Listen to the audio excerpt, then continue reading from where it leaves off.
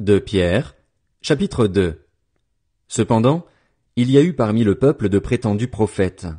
De même, il y aura parmi vous de prétendus enseignants. Ils introduiront sournoisement des doctrines qui conduisent à la perdition, allant jusqu'à renier le maître qui les a rachetés, et ils attireront ainsi sur eux une ruine soudaine. Beaucoup les suivront dans leur immoralité, et la voix de la vérité sera calomniée à cause d'eux. Dans leur soif de posséder, ils vous exploiteront avec des paroles trompeuses, mais leur condamnation menace depuis longtemps et leur ruine ne tardera pas. En effet, Dieu n'a pas épargné les anges qui ont péché, mais il les a précipités et enchaînés dans l'abîme, là où règnent les ténèbres, pour qu'ils y soient gardés en vue du jugement. Il n'a pas épargné non plus l'ancien monde, bien qu'il ait sauvé 8 personnes dont Noé, ce prédicateur de la justice, lorsqu'il a fait venir le déluge sur un monde impie. Par ailleurs, il a condamné à la destruction et réduit en cendres les villes de Sodome et de Gomorrhe pour les donner en exemple à ceux qui par la suite vivraient dans l'impiété, et il a délivré Lot le juste, qui était profondément attristé de la conduite immorale de ces hommes débauchés.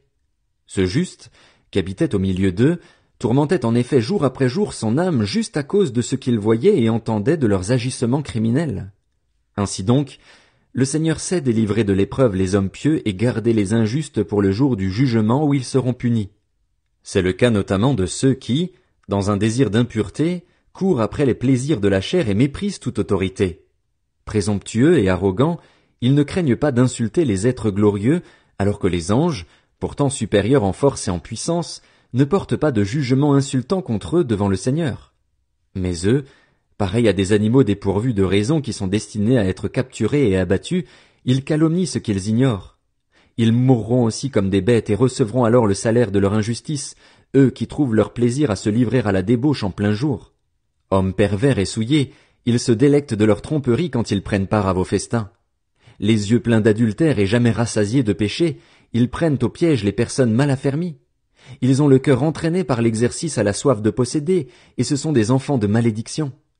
Ils ont quitté le droit chemin et se sont égarés en suivant la voie de Balaam, le fils de Béor, qui a aimé recevoir un salaire pour son injustice. Il a cependant été repris pour sa violation des règles. Une ânesse muette a fait entendre une voix humaine et s'est opposée à la folie du prophète. Ces gens-là sont des sources sans eau, des nuages poussés par la tempête. L'obscurité des ténèbres leur est réservée pour l'éternité. Avec de grands discours pleins de vide, ils prennent au piège des plaisirs de la chair, de leur débauche, ceux qui ont en réalité échappé aux hommes vivants dans l'égarement. Ils leur promettent la liberté alors qu'ils sont eux-mêmes esclaves de la corruption, puisque chacun est esclave de ce qu'il a dominé. En effet, si, après avoir échappé aux souillures du monde par la connaissance de notre Seigneur et Sauveur Jésus-Christ, ils se laissent reprendre et dominer par elle, leur dernière condition est pire que la première. Il aurait mieux valu pour eux ne pas connaître la voie de la justice plutôt que de la connaître et de se détourner ensuite du saint commandement qui leur avait été donné.